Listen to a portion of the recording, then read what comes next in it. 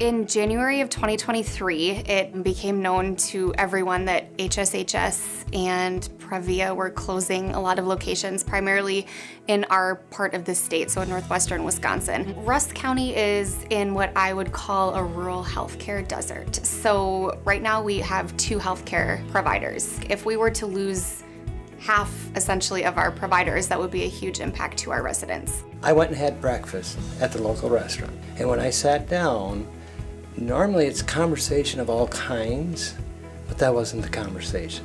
The conversation was worried about where our citizens were going to go for medical, because this was a huge impact to our community.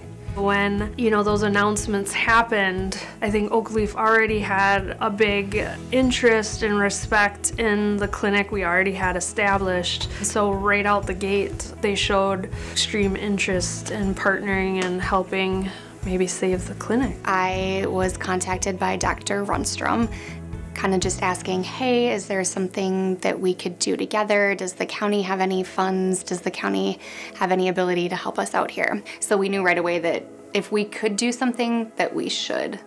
When we had heard that OakLeaf had the interest in this, it just raised the excitement that much higher. And the surrounding of people were just that much more excited too, because they got a good reputation, long-standing history of they do great work.